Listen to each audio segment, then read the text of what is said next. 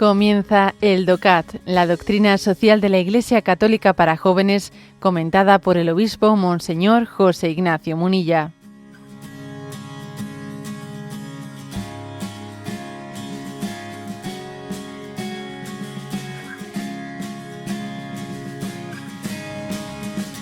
Punto 176. ¿Es lícito obtener beneficios? Y responde, sí. Los beneficios son un primer indicador del éxito de una empresa, si bien no es una demostración suficiente de que esté sirviendo a la sociedad.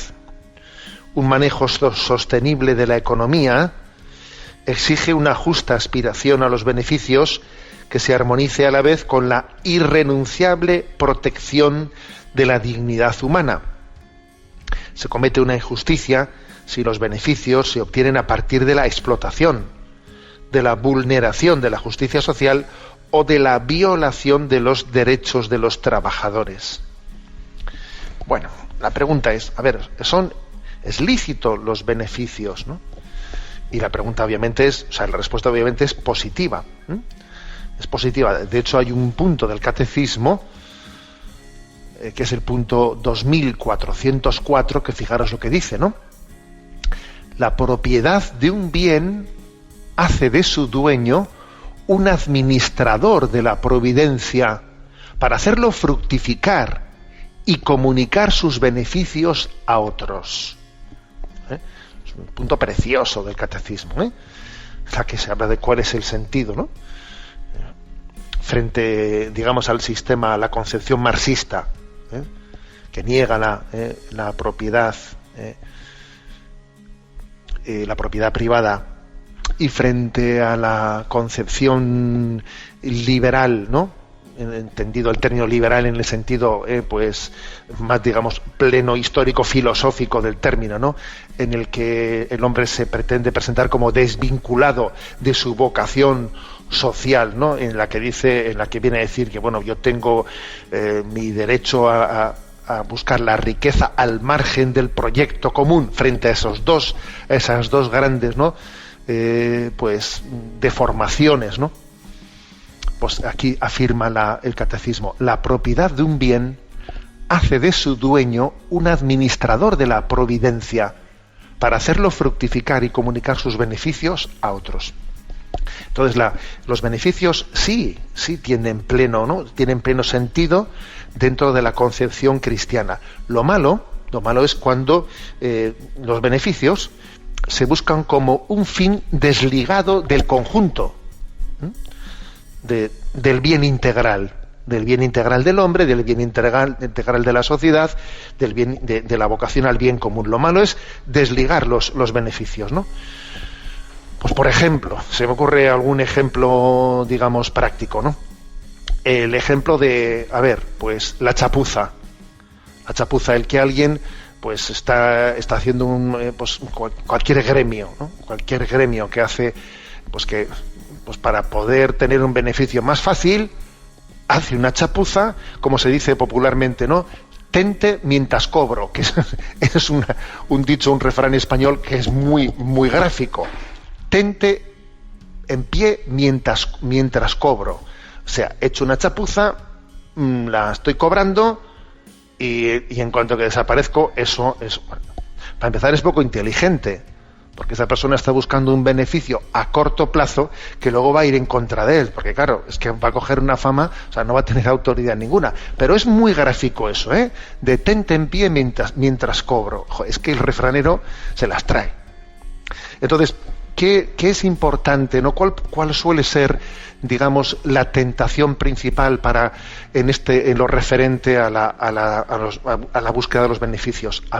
Que la búsqueda de los beneficios es lícita, pero yo creo que suele haber un pecado, una tentación de impaciencia,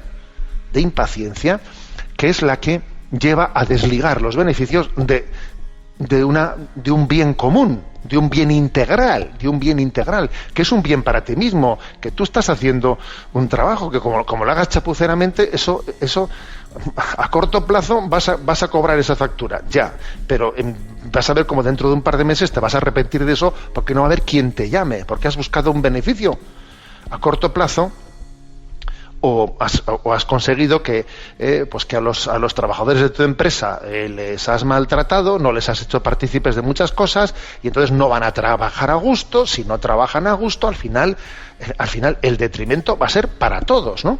O sea, nosotros creemos en el bien común. Me habéis escuchado muchas veces esta expresión: creemos en el bien común. Fijaros bien, yo suelo decir, el bien común es mucho más que el interés general. El interés general es el interés de algunos. No, el bien común. El bien común. Bueno, entonces yo creo que la impaciencia suele ser uno de los enemigos principales, ¿no? La paciencia es la capacidad de diferir la gratificación, la disposición a apropiarse de beneficios a corto plazo para obtener otros mayores a largo plazo. Por eso es importantísimo tener la paciencia. Y estamos en una humanidad en la que esa impaciencia tiene una razón de ser. ¿Sabéis cuál es? Pues el hecho de no tener una visión, la visión de dónde estoy yo integrado, ¿no? Alexander Solzhenitsyn decía en uno de sus libros que la humanidad, desde que se apartó de su fe en Dios, dejó de reconocer, ¿no?, cualquier poder superior a sí mismo, y adquirió una especie de filosofía pragmática, ¿no? O sea, a lo fácil, al beneficio fácil, ¿no? Hacer solo lo que resulte útil, beneficioso, guiarse solo por los intereses materiales, sin consideraciones de moralidad, ¿no? Claro, esto conlleva que la búsqueda del beneficio, pues es un peligro, claro, es un peligro. Pero fíjate lo que dice Alexander Solzhenitsyn, que eso ha acontecido especialmente en la medida en que la humanidad ha dado la espalda, ¿no?, a la cosmovisión religiosa, deja de reconocer un poder superior a nosotros, y entonces busca la inmediatez, el beneficio fácil, Cardenal Robert Sara, también hay recogida aquí uno de los párrafos de uno de sus libros, y él dice, ¿no? Dice, cuando rehusamos, ¿no?, a nuestra vocación de herencia, de ser herederos de una tradición, a nuestra vocación de dependencia de una filiación, de una tradición en la que hemos nacido, nos condenamos a entrar en la pura selva de la competición. Dice él, nos condenamos al infierno de la globalización liberal, donde los intereses individuales chocan entre sí, sin más ley que la del beneficio a toda costa. Vaya expresión, del cardenal Sara, vaya expresión. Es que entonces, dice, claro, cuando perdemos conciencia de cuál es mi heredad, que yo pertenezco, ¿no?, a una gran tradición, a una gran familia, cuando yo me desvinculo de todo y soy un individuo desvinculado, entonces esto es la selva, esta es la selva de la competición, y te condenas al infierno de la globalización liberal. Vaya expresión, donde los intereses individuales chocan entre sí sin más ley que la del beneficio a toda costa. O sea que sí a los beneficios, pero claro, pero como dice este punto del catecismo, ¿no?, teniendo en cuenta pues que somos administradores de una providencia que nos permite ser fecundos, ¿no? Y así nos hace copartícipes. Los beneficios que yo obtengo son una especie de son un don de Dios que me hacen copartícipe de la providencia de Dios para extenderlos, pues al bien común de la humanidad.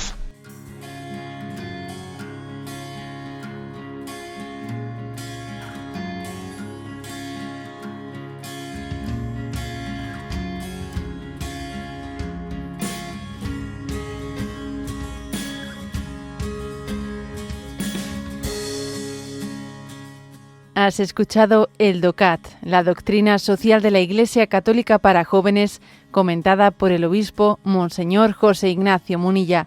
Encuentra todos los audios en radiomaria.es.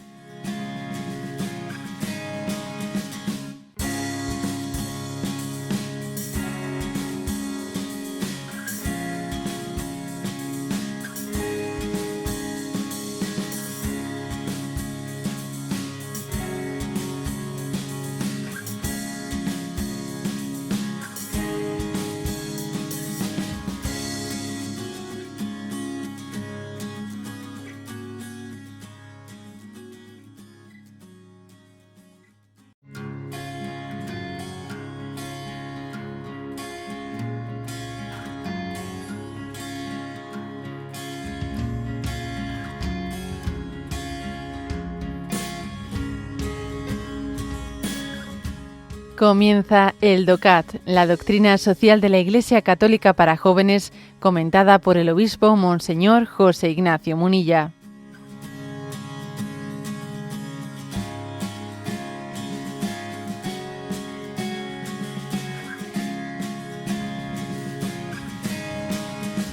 Punto 177. ¿Es el libre mercado algo bueno? Dice, en el libre mercado, el ser humano puede ofrecer y adquirir libremente bienes y servicios dentro de un marco legal y ético.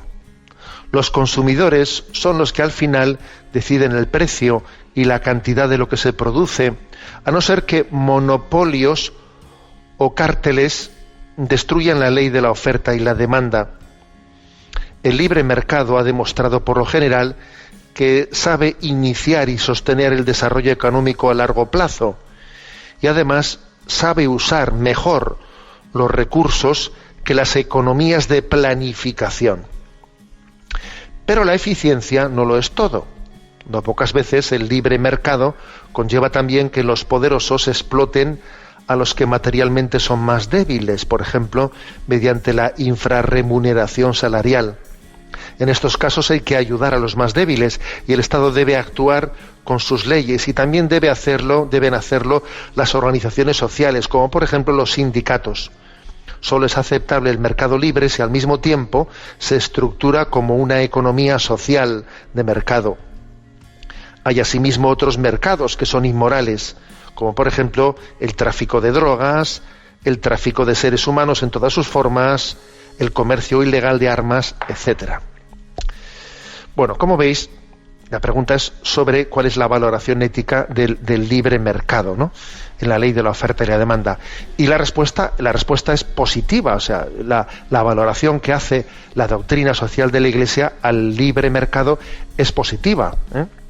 Si os habéis fijado en la respuesta que he leído, se dice con contundencia que nos fiamos, ¿no?, que la experiencia nos lleva a fiarnos mucho más de la capacidad que tiene el libre mercado de sostener el desarrollo económico a largo plazo, que nos fiamos más de eso que de determinadas planificaciones económicas intervencionistas al máximo, que al final pues llevan a muchos colapsos. Fijaros lo que dice, ¿no? Dice que sabe usar mejor los recursos que las economías de planificación, dice la respuesta del DOCAT. O sea, que diciendo que creemos en la libre iniciativa, creemos en ella, porque es que el hombre tiene una capacidad, ¿no?, creativa muy grande, a la que si le dan margen resulta ser un bien común. No hay que pensar que el libre mercado sea algo que busque únicamente intereses propios en contra del bien común. No es cierto, no es cierto. Por lo tanto, esta es la primera afirmación. También dice al mismo tiempo que hay que tener cuidado, pues, de que determinadas pues monopolios puedan estar impidiendo un verdadero libre mercado, que si por ejemplo esos estudios que se hacen de los organismos en favor de la libre competencia, etcétera, son importantes, porque a veces puede existir pues trampas, hecha la ley, hecha la trampa, y contra el libre mercado pues pueden existir pactos ocultos que lo que están haciendo es esconder monopolios, y eso va en detrimento del bien común. Esos organismos en favor de la libre competencia y que sacan a la luz corruptelas en los que se ha pactado pues que para que no exista un libre mercado se ha pactado pues que no vamos a hacernos la competencia entre nosotros, etcétera. Son en detrimento del bien común. Entonces, fijaros bien, o sea, también luchar en favor del bien común supone también luchar en favor del libre mercado, porque existen corruptelas que lo que pretenden es que no exista un libre mercado, sino que algunos sean los que lo copen todos y ellos decidan los precios, la producción, etcétera, etcétera. Bien, dicho esto, se hace una referencia a un texto de Centesimus Annus. Centesimus Annus fue una encíclica escrita por San Juan Pablo II en el año 1991 con motivo del centenario, de ahí viene lo de Centesimus Annus, del centenario de la encíclica Rerum Novarum de León XIII, que fue la primera encíclica de doctrina social, ¿no? Bueno, pues en Centesimus Annus, en el punto 34, también San Juan Pablo II hablaba a favor del libre mercado, con los matices que luego voy a introducir, ¿no? Pero hablaba a favor diciendo lo siguiente, ¿no? Da la impresión de que tanto al nivel de naciones como de relaciones internacionales, el libre mercado es el instrumento más eficaz para colocar los recursos y responder eficazmente a las necesidades. Sin embargo, esto vale solo para aquellas necesidades que son solventables con poder adquisitivo, y para aquellos recursos que son vendibles, esto es, capaces de alcanzar a un precio conveniente. O sea, es decir, que sí que creemos, ¿no? en tal digamos, conveniencia de recurrir al libre mercado. Y ahora hace una matización, pero existen numerosas necesidades humanas que no tienen salida en el mercado. Es un estricto deber de justicia y de verdad impedir que queden sin satisfacer las necesidades humanas fundamentales, que perezcan los hombres oprimidos por ellas. Además, es preciso que se ayude a estos hombres necesitados a conseguir los conocimientos, a entrar en el círculo de las interrelaciones, a desarrollar sus aptitudes para poder valorar mejor sus capacidades y recursos. Por encima de la lógica de los intercambios a base de los parámetros y de sus formas justas, existe algo que es debido al hombre porque es hombre, en virtud de su eminente dignidad. A ver, un ejemplo concreto, para que no seamos demasiado abstractos. Un ejemplo, es difícil que el libre mercado por sí solo, si no tiene determinados incentivos, pues pueda abordar la investigación pues contra las llamadas enfermedades raras, porque son enfermedades, ¿no?, que las padece un tanto por ciento de la población muy pequeño, que hace que, sea difícil pues que las industrias de los fármacos les resulte rentable económicamente el invertir lo que tengan que invertir en investigación, pues para poder afrontar esas enfermedades. Entonces, no se puede dejar eso a la ley del libre mercado. Tendrá que haber algún tipo de disposiciones administrativas que hagan que, pues que la investigación en favor de en la investigación para luchar contra esas enfermedades raras, pues resulte también rentable a esas empresas, porque si no, únicamente van a poder ser pues las personas con poder adquisitivo más alto las que puedan tener acceso a esos medicamentos, si no va a ser imposible, ¿no? O incluso nadie se va a tomar en serio la investigación de esas enfermedades, porque por su característica no son interesantes en la ley del libre mercado, porque no hay demanda suficiente.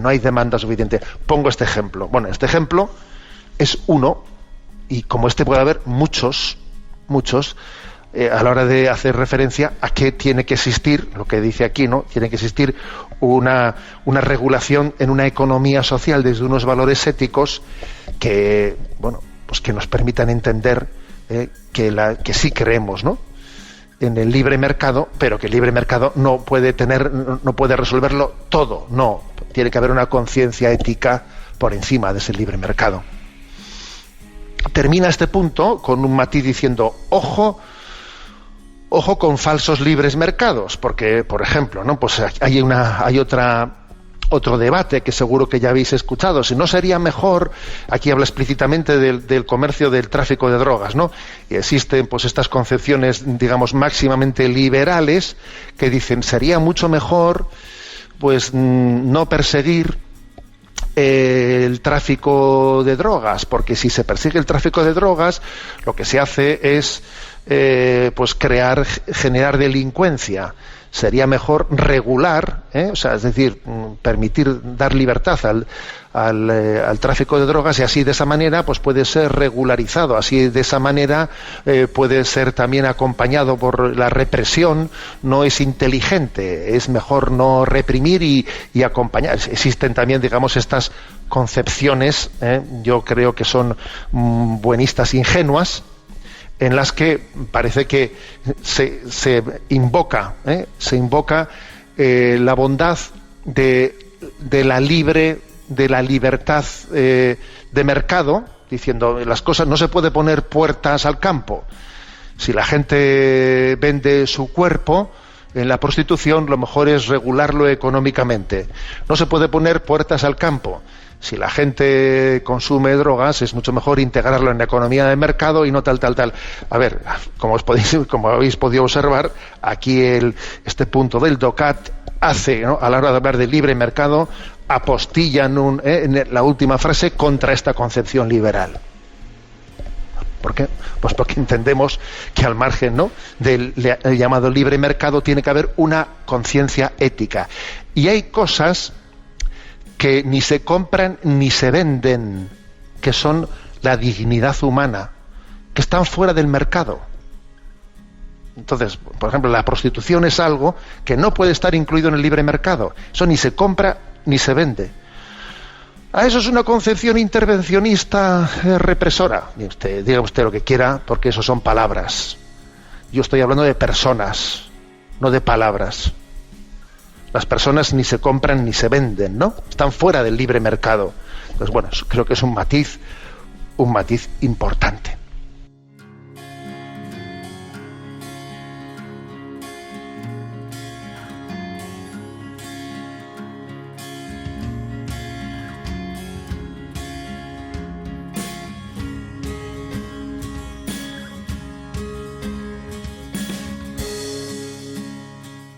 Has escuchado el DOCAT, la doctrina social de la Iglesia Católica para jóvenes, comentada por el obispo Monseñor José Ignacio Munilla. Encuentra todos los audios en radiomaria.es.